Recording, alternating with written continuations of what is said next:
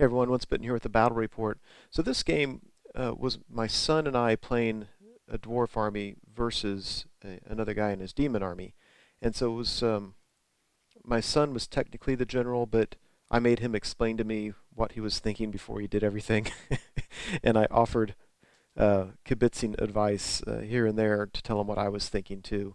So it was an effort to have fun together, to coach him a little bit on how to play the game and have a lot of fun. So um, starting on our left, there's a unit of Demonettes. I know there's a Herald. I don't remember what the Herald had, and I don't think they had any of the icons. Anyway, there's some Flamers in the woods, some Fleshhounds. On the far right of the Fleshhounds, left of this picture, you can see there's a Greater Demon of Slaanesh. Um, don't know how he's kitted out, and it doesn't matter. There's some Bloodletters with a Herald, a Seeker, and some Plague Bearers with a Herald. And the Bloodletters have the icon of Endless War, and the Plague Bearers have the Seeping Decay or something like that. So, starting on the far left, so we have first off, we have 21 miners that are off the table right now. We have a horde of warriors with great weapons on the hill, another horde with great weapons, and our BSB here in the middle. And the BSB just has a 4 board save. And then we have a bus of warriors with hand weapon shield and our, not a Thane, but our, not a spellcaster, but that dude, low level. Jeez, I need to play dwarfs more often. It'll come to me. Anyway, then an organ gun, a gyrocopter, 2 cannons, and then a bolt thrower and a stone thrower. Now, every war machine has a rune of fire. And then other than that, there are little runes just to make them slightly different so it'd be legal. Like I know the stone thrower has +1 strength. One of the cannons has a rune so that he can always shoot, even if he rolls a 2 or a 3 or 4, whatever it is, on the misfire chart. So we're playing a Blood and Glory game, so it starts off with Fortitude of 6 for the Demons and 7 for the Dwarfs. And I'm going to keep track of it in this battle report, but I can tell you as soon as the game started, we both forgot about it, and we just played a pitched battle. It was kind of funny after the game was over realizing that. Anyway, Demons of Chaos turn 1, you can see he rushes forward. And I know that the Greater Demon of Slaanesh has the Siren song something, so he can force somebody to charge him or flee. And so his ability just to fly up there and make somebody charge him makes him really dangerous because as long as somebody's in combat with him, we can't shoot him with our cannons. And if we can't shoot him with our cannons, I don't know how we're ever going to deal with that guy. The Seeker is a great war machine hunter. He comes up there, and it's hard to allocate anything against the Seeker until the Greater Demon's dead. And so there's a good chance we're going to lose all of our war machines to it. Now that being said, there's nothing we really need our war machines for outside of killing that Greater Demon. After that, everything's just gravy. Although I would like to open up our organ gun on those Fleshhounds and those Flamers. But regardless, this is his turn 1. He moves it far enough away that we can make that charge, but it'll be very difficult. And those are just close-ups.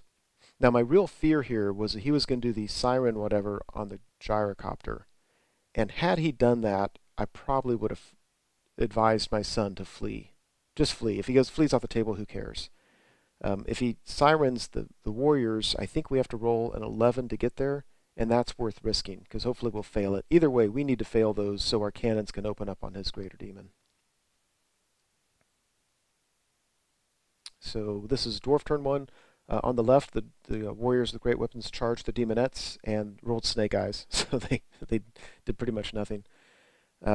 He sirened the warriors with our general in it, and they failed it, thank goodness. And so we opened up with our cannons. I think it took 1 cannonball. Pretty easy, hit him, wound him, missed the ward save, rolled 5 wounds. I mean, it almost seemed just too easy. And boom, just like that, his Greater Demon is off the table. I don't know how I feel about that, because part of me is thinking, you know, these cannons are just way overpowered, but they're overpowered against individual monsters like that, because against everything else he has on the table, they're really not going to do a whole lot.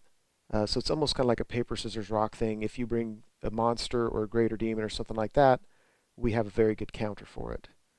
But it seemed pretty overpowered. So we have nothing else to shoot out that really matters, and so I think the organ gun opened up on the flesh hounds and killed one. The bolt thrower hit and rolled to wound on this guy, and he just rolled a 1, so he just did 1 wound on him, which kind of hurts because that means we're going to start losing more machines. The stone thrower lobs a rock all the way across the battlefield, kills a handful of demonettes, and we go to Demons of Chaos turn 2. So a Seeker on the right charges a cannon. His 2 big blocks move up, as you can see. Over here is demonettes, and the flesh hounds go all into this warrior unit. That's really going to hurt. I don't think he's going to get us under steadfast, and so we're going to have time to chop him up. If I can just last 1 round, we can get a flank charge with this unit at the bottom of the screen into the flank of those flesh hounds. So then I think we'll just start popping them through combat res at that point. Yeah, this is our war machines are going to die pretty soon. And after combat, he did 11 wounds on us.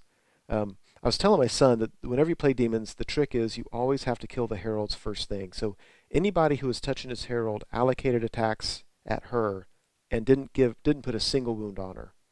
And she lasted, by the way, until we were never able to put a wound on her. It was funny. I think the next round of combat we forgot to. After that, we always allocated and could never do anything to her. It was a little bit frustrating.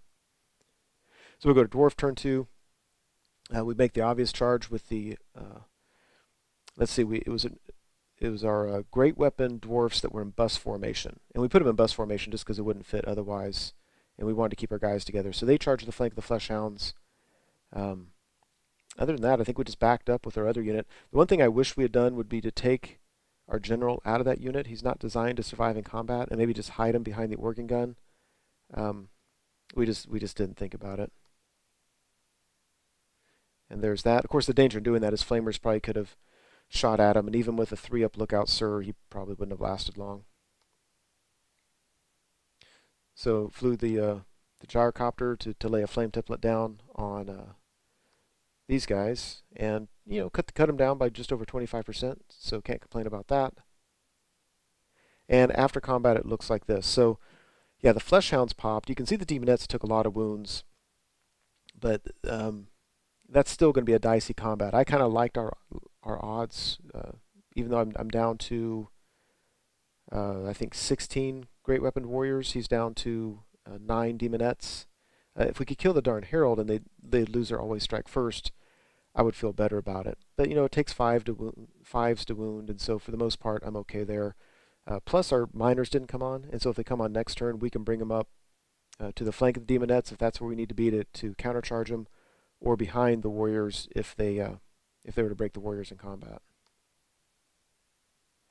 So this is what I love about dwarf war machines. The Seeker comes in, kills 3 out of the 4 guys, because there's an engineer upgrade. We do no wounds on him. He wins by a bunch, but they're stubborn 9. And that's a huge difference, because if this was my Bretonnian Trebuchet, he just has to win combat by 1, and I'm automatically destroyed, because it would be too difficult to pass my leadership test. So with these guys, even though I know the Seeker's going to win, they really slow him down unless he can do all 4 wounds. So we go to Demons. Here on the left, we're just fighting it out. The Flamers are just standing there so they can shoot at me. The Bloodletters make it in. Of course, they have the extra die movement, so they made that long charge. Again, I think he's going to win combat. I think the Dwarfs are going to be steadfast, and these great weapons in bus formation are set up nicely to charge him in the flank. And my only fear was if we would be able to make the wheel and not be blocked by the great weapons on the left. But I know that by the time this combat's over, I'm going to lose some guys, so we're just going to pull them for the right side so that second rank isn't there. So after combat, it looks like that. Yeah, look at the demonettes. It didn't do a single wound to them, and they broke. They may even. I don't think they killed everybody. They broke my dwarfs, ran them down. I think we rolled nothing. They rolled very low, and got stuck right there, which was huge, because if he'd rolled a little bit better, he'd been in the flank of this unit, and I would not be able to countercharge the Bloodletters on my turn. If you look at the Bloodletters, they took that bus unit and really whittled them down. So I was steadfast, but at this rate, I'm not going to be steadfast very long.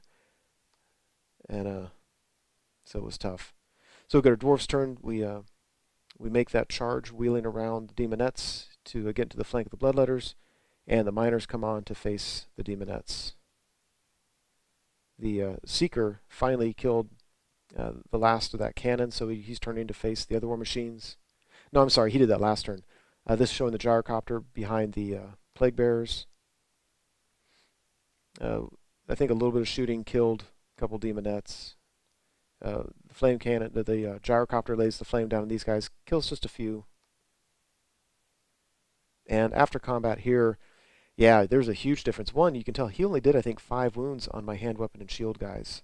So he really didn't do nearly as much. And then with all the extra attacks and all the combat res, we're really able to whittle that unit down. Now this has their standard, of course, and the battle standard bearer. So there's a lot of points in this unit that I really think we have the advantage on now. So Demons of Chaos 4. The only thing the Plague Bearers really could do was charge the cannon. So I think he's hoping he can charge them, win combat, and then reform and face that big battle. He went ahead and charged me here because there's really nothing else the Demonettes could do. They weren't going to be able to get away from the Miners, even if they turned around or did anything else. So he thought he'd just go ahead and charge them. Again, most likely win combat, and would be steadfast, and hopefully, he'd win it in the long run. Yeah, just close-ups of everything going on. Yeah, the Flamers took care of the Gyrocopter. Seeker made it into combat with the Bolt Thrower, but only killed 2. So again, it's just nice. They're just kind of slowing them down. Oh, this was great. The Plague Bearers can't even kill the cannon. They do 3 wounds, and the guy sticks. And over here, this is nice. He did a lot of wounds, 5 wounds on the Miners, but the Miners killed the Demonettes down to the Herald. Remember we were saying before we could never do wounds on the Herald? Everybody who could tried to attack the Herald, and we've never been able to do a wound on her. Now, as far as Blood and Glory would be concerned, this would have been the game because they lost their standard, and he's down to the Bloodletters, the Battle Standard Bearer, and the Plague Bearers. That's 3. That would have been the game. We weren't thinking about it. We kept on playing. He lost this standard as well, so they'd been down to 2, but whatever. I went ahead and reformed into Horde formation so I could get just more attacks on this Battle Standard Bearer. So there's the how things are looking. The War Machines are done at the end of the Dwarf round of fighting. Over here, fighting. Now I did 1 wound on the Herald, but even then, that's all I can do. I can't get this Herald. I say it's both of us. And even with all those attacks, could not kill the Battle Standard Bearer. Just absolutely crazy, our inability to do any wounds. So the Seeker is in combat with the Stone Thrower, can only do 1 wound. And the Plague Bearers, on his turn, charge into the Horde. I didn't love it. It kind of scares me a little bit. They can re-roll their rolls to wound, and they're Strength 4, Toughness 4. They're hard to kill, so I'm a little bit worried here. But that said, a horde of dwarfs with great weapons is nothing to sneeze at. I mean, they're going to be doing a fair amount of wounds themselves, plus I'm going to have a unit in the flank. And yeah, the herald of this unit is such that should a unit get into their flank, I don't get combat res for that. It's like Slime Trail or something like that. So there's that. After combat, we pop the Battle Standard Bearer. Since we're in combat, they couldn't overrun, of course, so on the dwarf turn, they could just charge into the side. Otherwise, it looks like that. He did a fair number of wounds on the Great Weapon Dwarfs, but the Great Weapon Dwarfs did several wounds to them as well. And the bottom, the Miners finally decide to kill the Herald. Go to Dwarf turn 5. Miners just move up to maybe charge the Flamers. I don't really think anything's going to happen there. Otherwise, really locked in combat. After combat, it looks like that. We're just really just whittling each other down. The Seeker takes care of the rest of the War Machines. He's, for all intents and purposes, he's out of the game. He killed a cannon, a bolt thrower, and an organ, and I think the organ gun blew itself up. Anyway, he killed 3 War Machines, so can't really complain. He did his job. But then again, the War Machines did their job turn 1, so we can't complain. The Flamers really pick on the minor unit. The minor unit now is worthless, but it conserves all our points. It's turn 6, so there's nothing else for him to do, really. After combat here, yeah, just really went to town, did a ton of wounds on these guys. Still have yet to kill the Herald. He's still there. But nevertheless, a lot of wounds on him. So it looks like that. And then, so we go to this round of combat. Again, there's nothing else to do in the game, so this is really it. And everybody who could put attacks on his Herald, and he rolled his ward save. Five wounds went on him. He rolled it and rolled 5 ones for his ward save. We thought that was pretty funny. After that, they just killed the rest of the Plague Bears. I don't think we even needed combat res to pop them all. They just died. So that was it. And it was about this point that we remembered it was Blood and Glory, and the game should have ended a long time ago.